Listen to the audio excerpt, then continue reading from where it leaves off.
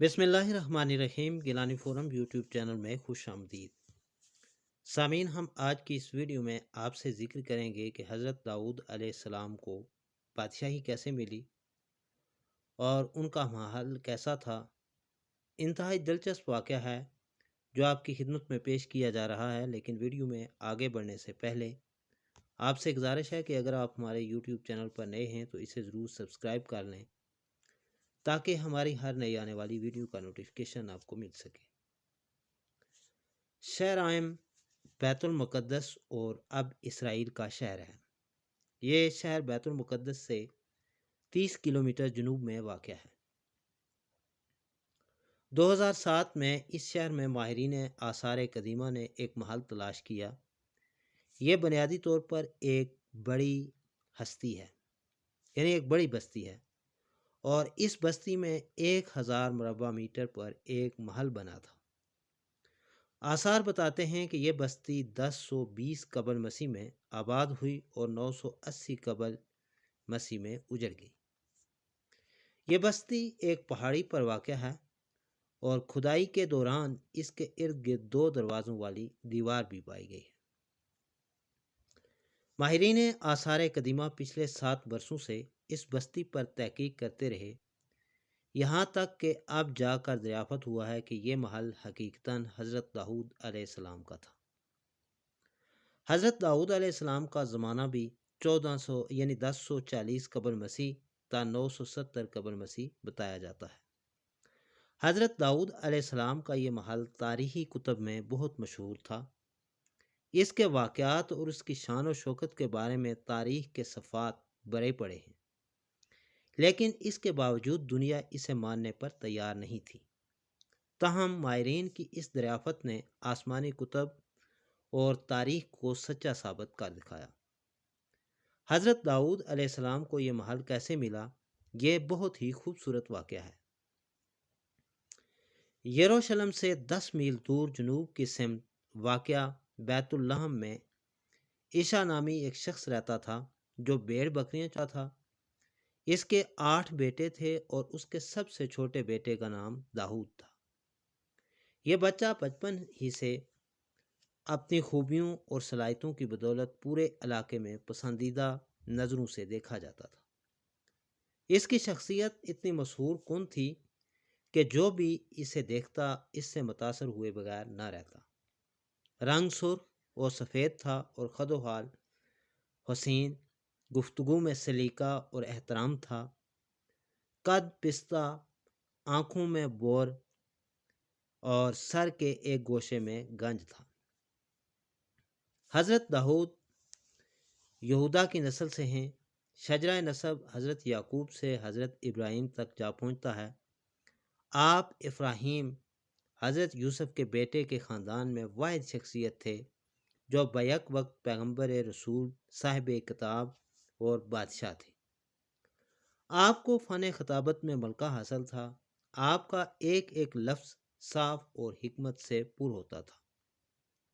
आप हर वक्त अल्लाह ताला की हम्दो तस्बीह में मशगूल रहते थे। ज़बूर की तिलावत इतनी खुश हलानी से करते थे कि परिंदे भी आपका साथ देने लगते थे, जिससे अजीब समा बर्पा हो जाता और वजद आफरीन नगमे फ़िज़ा में बिखर जाते। यहाँ तक कि ऊंचे ऊंचे पहाड़ भी आपके साथ खुदा की हम्द में शामिल हो जाते। आपने 2 शादियाँ की। आपकी औलाद में हज़रत सलमान का नाम सर फहरिस्त है, जो आपके बाद बनी इसराइल के मशहूर और मारूफ बादशाह और पैगंबर गुजरे हैं। सामीन, हज़रत सलमान हज़रत दाऊद की दूसरी बीवी से थे। आपकी पहली बीवी से अबशालोम नामी बेटा था। हज़रत दाऊद का पेशा ज़रागरी था। आप लोहे से सिपाहियों के लिए ज़रें बनाते थे। लोहा आपके हाथों में नरम हो जाता था और इस अमल के लिए आपको भट्टी की ज़रूरत होती थी और ना ही किसी हथौड़े की। आपकी बेसत का ज़माना हज़रत मूसा से 500 साल बाद का है और आपसे हज़रत ईसा अलैहिस्सलाम तक 1200 साल भी, यानी 1200 साल से भी ज़ायद गुजर चुके थे। अल्लाह ताला ने आपको किताब यानी ज़बूर अता की थी آپ نے اپنی زندگی کی آخری ایام بیت المقدس میں ہیکل کی تعمیر میں گزارے اور اسی دوران وفات پا گئے۔ حضرت داؤد گلیل چلانے میں خاص مہارت رکھتے تھے اور ہر وقت اپنے ساتھ ایک عصا، گلیل اور ایک تھیلی رکھا کرتے تھے جس میں پتھر ہوتے تھے۔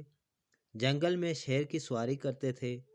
آپ شیر کا کان پکڑ کر اس پر سوار ہوتے اور شیر آپ کے سامنے سر جھکاتے کھڑا رہتا۔ ایک مرتبہ آپ جنگل سے گزر رہے تھے کہ ایک پتھر سے آواز آئی کہ اے داؤد، میں ہجر ہارون ہوں، مجھ سے ہارون نے ایک شخص کو مارا تھا، مجھے اٹھا لیجئے، میں آپ کے کام آؤں گا۔ آپ نے وہ پتھر اٹھا لیا اور کچھ دور چلے تھے کہ دوسرا پتھر بول اٹھا کہ میں حجر موسیٰ ہوں، مجھ سے موسیٰ نے ایک شخص کو قتل کیا تھا، مجھے اپنے پاس رکھ لیجئے، میں آپ کے کام آؤں گا۔ آپ نے اس پتھر کو بھی اٹھا لیا اور آپ نے اپنی تھیلی میں ڈال لیا۔ آپ ابھی چند قدم ہی چلے تھے کہ ایک تیسرے پتھر نے صدا لگائی کہ میں حجر داؤد ہوں جو نبی ہیں اور وہ مجھ سے جالوت کو ماریں گے۔ حضرت داؤد نے اس پتھر کو بھی اٹھا لیا اور تھیلے میں ڈال لیا۔ سامعین، اس وقت جالوت کا پورے ملک میں شورا تھا۔ یہ دوہیکل ظالم فلسطینی سردار تھا اور موجودہ اسرائیل اور فلسطین ریاست پر انسانیت کی ناک میں دم کر رکھا تھا۔ وہ بنی اسرائیل سے شدید نفرت کرتا تھا، انہیں تنگ کرتا تھا۔ ریاست کا بادشاہ بھی جالوت کے مظالم سے تنگ تھا۔ اس نے اپنے وزیروں اور مشیروں کو بلوایا اور جالوت سے نجات کا طریقہ دریافت کیا۔ ایک معتمد خاص نے آگے بڑھ کر عرض کی کہ بادشاہ سلامت، میرا خیال ہے کہ سلطنت میں یہ اعلان کروایا جائے کہ جو نوجوان بھی جالوت کو قتل کرے گا، بادشاہ سلامت اسے آدھی سلطنت دیں گے۔ سامعین، بادشاہ کو یہ تجویز پسند آ گئی۔ اس نے منادیوں سے ملک بھر میں اعلانات شروع کروا دیے۔ یہ اعلان حضرت داؤد تک بھی پہنچا۔ جو ہی آپ نے یہ اعلان سنا تو آپ کو فوری پتھر یاد آ گیا۔ آپ بھاگتے ہوئے منادی کے پاس پہنچے اور اس سے کہا کہ جالوت کو میں قتل کروں گا۔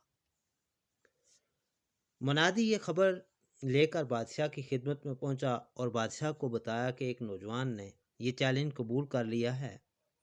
بادشاہ نے فوراً اس نوجوان کو طلب کیا اور ملاقات کے بعد مطمئن ہوا کہ یہی نوجوان جالوت سے ٹکر لے سکے گا۔ حضرت داؤد کے اس چیلنج کے بعد اسرائیلیوں اور فلسطینیوں کے درمیان جنگ کا آغاز ہو گیا۔ اسرائیلی جالوت کی فوج اور جنگی سامان دیکھ کر پریشان ہو گئے اور اپنے بادشاہ سے کہنے لگے کہ ہم آج جنگ میں شریک نہیں ہوں گے۔ اسی اثناء میں حضرت داؤد ایک عام سپاہی کی حیثیت سے طالوتی لشکر سے نمودار ہوئے۔ دوسری جانب سے جالوت نکلا جو سر سے پاؤں تک دھات میں لپٹا تھا۔ دونوں ایک دوسرے کے آمنے سامنے کھڑے ہو گئے، ایک دوسرے کو دعوت جنگ دے رہے تھے۔ حضرت داؤد نے اپنے تھیلے سے گلیل اور پتھر نکالا، پتھر کو گلیل میں پھنسایا اور جالوت کے سر پر دے مارا۔ پتھر کا جالوت کے سر سے ٹکرانا تھا کہ وہ ریزہ ریزہ ہو کر زمین پر گر گیا۔ یہ منظر دیکھ کر قوم یہود دنگ رہ گئی۔ پھر اسرائیلیوں نے مل کر فلسطین پر حملہ کر دیا اور انہیں مار بھگایا۔ بادشاہ آگے بڑھا اور اس نے اپنے وعدے کے مطابق حضرت داؤد کو آدھی سلطنت عطا کی اور اپنی شہزادی انیا سے آپ کی شادی بھی کروا دی، اور یوں حضرت داؤد اس سلطنت کے بادشاہ بن گئے اور یہ محل آپ کی قیامگاہ بن گیا۔ سامعین، ماہرین آثار قدیمہ نے آج ہزاروں برس بعد حضرت داؤد کے اس محل کو دریافت کر کے دنیا کو ایک پیغام ضرور دیا ہے، اور وہ پیغام یہ ہے کہ دنیا میں موجود ہر شے فانی ہے، سب نے فنا ہونا ہے، سب نے تباہ و برباد ہونا ہے۔ آثار قدیمہ کی دریافت سے ثابت ہو گیا کہ ہزاروں مربع میٹر پر پھیلا اللہ کے ایک نبی کا محل اگر زندہ سلامت نہیں رہ سکتا تو دنیا کے ان چھوٹے چھوٹے حکمرانوں کی حیثیت ہی کیا ہے؟ میں نے جس وقت سے حضرت داؤد کے اس محل کی دریافت کے بارے میں پڑھا یا سنا ہے، میں اس وقت سے سوچ رہا ہوں کہ ہمیں اس محل کی ایک ایک تصویر ان تمام راجوں مہاراجوں کے محلوں میں بھی نصب کر دینی چاہیے جو پاکستان میں خود کو خدا سمجھ بیٹھے۔